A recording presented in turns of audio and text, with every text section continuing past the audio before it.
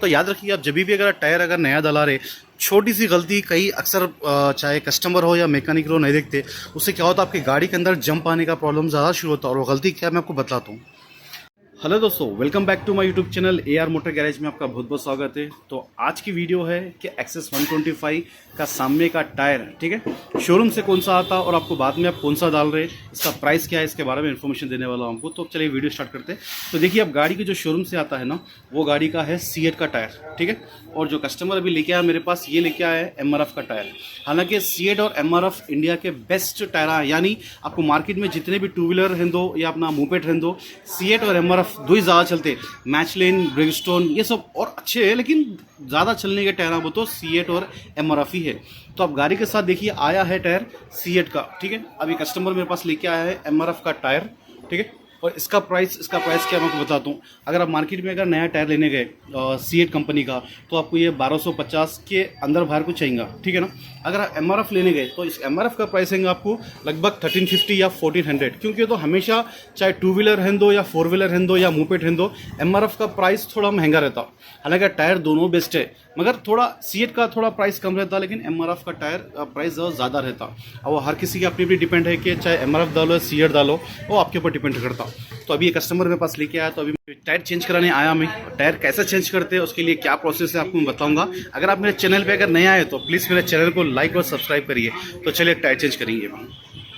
तो अभी टायर अपन ओपन कर रहे हैं अभी, ठीक है। आप देख सकते हैं अभी ये टायर ऊपर का,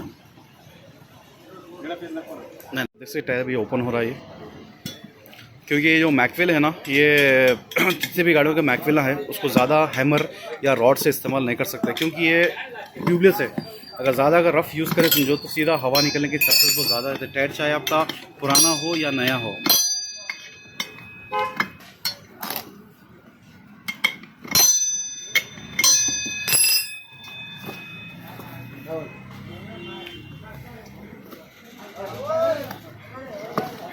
और आप जब भी कोई भी गाड़ी का अगर ट्यूबलेस अगर आप चाहे रिम टायर चेंज करा रहे, तो एक बार पहले टायर चेंज कराने से पहले देख लीजिए, अगर रिम को अगर एयर जाने का प्रॉब्लम है तो कंपलसरी थ्रो कराना ज़रूरी है। अगर थ्रो भी नहीं कराए तो मैं आपको बताता हूँ कई रिमों में क्या प्रॉब्लम आता, क्योंकि अक्सर टायर अच्छा रहे तो भी साइड से हवा जाने के चांसेस बहुत ज़्यादा रहते हैं।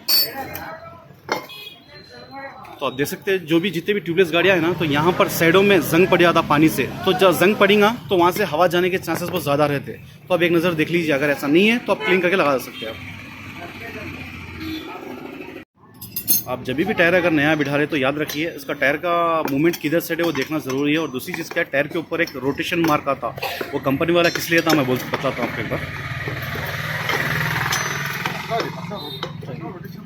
आप देख सकते हैं यहाँ पर एक रोटेशन मार्क लिखे हुआ है। ये कभी भी टायर जब सामने घूमता ना तो वो कंपलसरी है, आपको सीएट के अंदर नहीं आता है, ये MRF के अंदर ही आता। तो जब भी अगर टायर आपका सामने घूम रहा तो वो सामने के साइड रहना ज़रूरी है। अगर आप बाई चांस अगर पलटा के लगा दिए तो जो गाड़ी का टायर जो असल चलने का ना, जो बैलेंस मिलने का, आपको बैलेंस नहीं मिलता। और दूसरी चीज़ क्या है, टायर उल्टा घसना जल्दी शुरू हो जाता।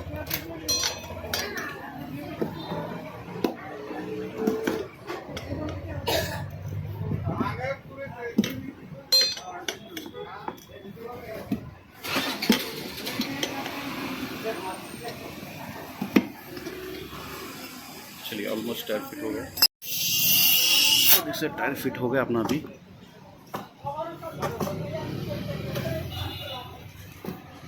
और ट्यूबलेस को क्या है, इमीडिएटली हवा भरती है कि टायर में हवा नहीं भर जाती, थोड़ा उसको चेक करना पड़ता।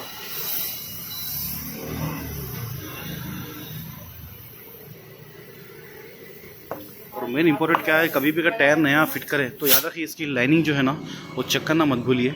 अक्सर क्या होता, लोग टायर बिठा के लेके चले जाते हैं, लेकिन जब लाइनिंग का मसला आया तो गाड़ी आपको शेक होना शुरू होती है। तो यहाँ पे जो लाइनिंग दिख रही है आपको, ये एग्जैक्टली परफेक्ट है। तो आप देख सकते हैं टायर ऑलमोस्ट फिट हो गया। तो याद रखिए आप जब भी अगर टायर अगर नया डला रहे, छोटी सी गलती कई अक्सर चाहे कस्टमर हो या मैकेनिक हो नहीं देखते, उससे क्या होता है आपकी गाड़ी के अंदर जंप आने का प्रॉब्लम ज़्यादा शुरू होता है। और वो गलती क्या है मैं आपको बताता हूँ। आप देख सकते हैं यहाँ पर एक लाइनिंग दिख रही है, ये टायर की लाइनिंग है, ठीक है ना।